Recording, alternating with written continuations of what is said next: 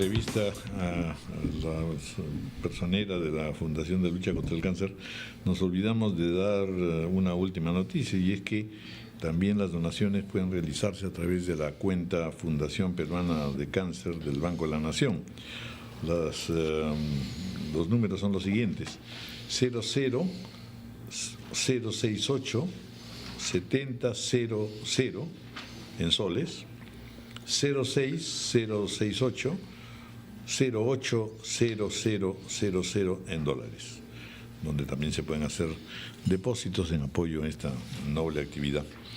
Vamos a conversar ahora con un destacado investigador del Instituto de Estudios Peruanos, Ricardo Cuenca, que además es experto en temas educativos, es asesor, de hecho, del Consejo Nacional de Educación, que es el editor de un libro realmente particularmente importante y llamativo dentro de esta idea, además de una serie editorial del IEP, Estudios sobre Desigualdad. En este caso, lo que se aborda es desafiante. Alguna gente podría decir, bueno, es el nacimiento del neoindigenismo por un lado. Por otra parte, en verdad, lo que se afirma es tan desafiante en el sentido de decir, ¿cómo es que se construyen las identidades? ¿Cómo es que se construye la acción social, pero en ambientes, en momentos, en situaciones de desigualdad? Que es el caso del Perú, no de ahora, sino de siempre. A mí, lo primero que me trae a colación, a propósito también de lo que conversamos en la encuesta que está haciendo RPP, es el precursor trabajo, en verdad, de Jorge Basadre, La multitud, la ciudad y el campo en la historia del Perú, que verdaderamente, y después por supuesto las contribuciones, en fin, de todos los sociólogos, antropólogos, pensadores, Mariátegui, etcétera. ¿Es posible tener un enfoque distinto? ¿Cuánto varía en realidad esta preocupación por las identidades? Que según mucha gente, al contrario, es decir, estamos en un proceso de mundialización, no tiene mucho sentido pensar en identidades particulares, etcétera, ¿no?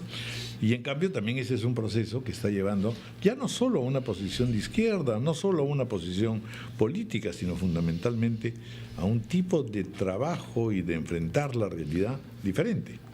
A ver. Uy, ha entrado por un tema espectacular.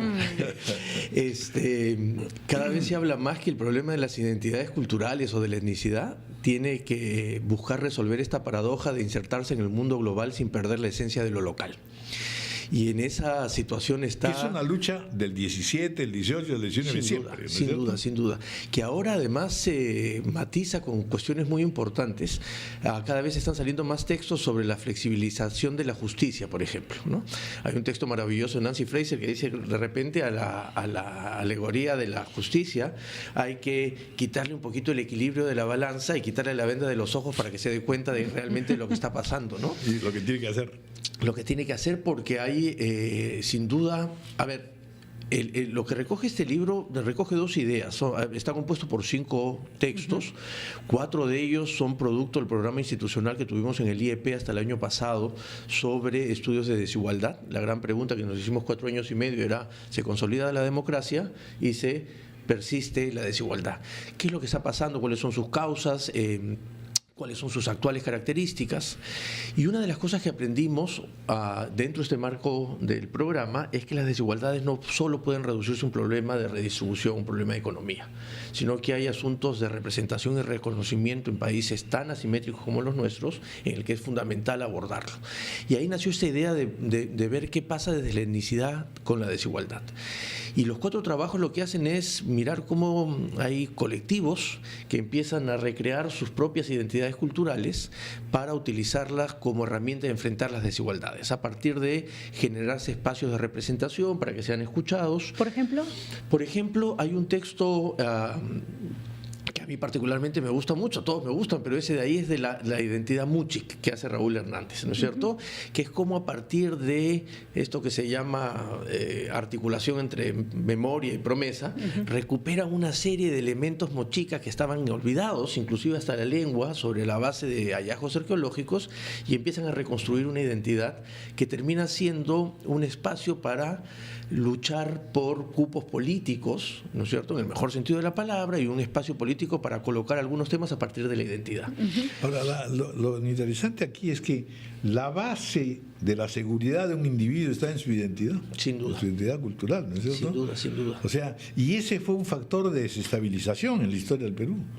Es decir, si yo era de Aguanaco, era mirado pues como un indiecito que llega a Lima, rarísimo, ¿no? No tenía piso. No, porque además la idea, creo, central que recorren los 5 artículos, el primero no forma parte, se rescató, como digo yo, en la introducción de los archivos, pues un texto histórico maravilloso de Marisa Remy, desde el siglo XVI hasta el siglo XX, XXI, sobre cómo se han ido cambiando las identidades colectivas. Una de las ideas que recorre es eso, que la etnicidad es una construcción permanente y dinámica, claro, y que no es una cuestión monolítica inacabable, ¿no es cierto? Ya en Perú los estudios sobre migración a Lima lo han mostrado durante años, ¿no es cierto? Además que se define no solo en función de uno mismo, sino de la mirada del otro. Exacto, también, ¿no? Exacto, en cómo me veo, la voz pasiva y activa del Así asunto. es. ¿no? ¿Cómo Y me ven? siempre es una percepción absolutamente amateur, pero cuando uno viaja por la selva y encuentra grupos étnicos, encuentra una cuestión como más reivindicativa Ajá. de la etnicidad de lo que puede encontrar en En la el mundo sierra, andino. por ejemplo, en el mundo andino. ¿La percepción es real o es simplemente intuitiva? No, absolutamente acertada. Y eso tiene que ver con cómo se ha ido construyendo la etnicidad en la zona andina, que pasó, entre otras cosas, por un quiebre aparentemente nominal, pero también identitario, cuando empezaron a denominarse comunidades campesinas antes que comunidades indígenas, que sí es lo que mantuvo la Amazonía. De acuerdo. Entonces, y más claro es aún en el texto, en el artículo de Alicia Quevedo sobre los afrodescendientes, sobre el movimiento afrodescendiente en el Perú, y cómo sin lengua, que es lo que podrían un poco de lo que se podrían agarrar el mundo amazónico, el mundo andino, y solamente a partir de una cuestión racial inicialmente empiezan a tratar de concebirse como un colectivo particular, ¿no? Entonces estas identidades van cambiando, estas identidades buscan enfrentar las desigualdades. El último artículo, que fue un trabajo mío que me pareció muy interesante de mirar, era la burocracia indígena comparada en Perú y Bolivia. Y es como la propia etnicidad, que se vuelve una acción política de la identidad cultural, empieza a variar y dices, mira, ya no me ha ido bien políticamente asociándome a partidos, ¿no es cierto? Ahora busquemos insertarnos dentro del Estado para poder modificar desde las políticas públicas la agenda diferenciada de los indígenas, ¿no? Entonces, el libro va por ahí, va contando estas historias, ¿no? De cómo la gente va reconstruyéndose. Y además también sospecho que se rompe con este mito de la etnicidad ligada a un aspecto territorial, ¿no es cierto? Porque solemos pensar que hay ciertas comunidades o ciertas características étnicas de acuerdo a la gente que vive en un lugar. Y Lima es tal vez el mejor ejemplo de que se puede conservar en otro espacio físico. Según los datos de la Comisión para Asuntos Indígenas de Naciones Unidas, la capital sudamericana con mayor número absoluto de indígenas es Buenos Aires. Cosa que parecería increíble. Absolutamente improbable. Seguramente en Brasil tiene que haber algo similar también, ¿no? Entonces, lo que pasa es que justo lo que dices, Patricia, hay una discusión que en el país todavía no hemos dado, porque no ha sido tan clara, de esta categoría que se llama indígenas urbanos, que por ejemplo en Chile es muy claro, ¿no es cierto? El 95% de los mapuches viven en zonas urbanas, y entonces se rompe con esta idea de que indígena es ruralidad, Así es. necesariamente. Yo recuerdo hace mucho tiempo un titular en el diario El Comercio, ¿no? Que me dio risa porque se habían ido a Camisea y ponían los machiguengas usan blue jean.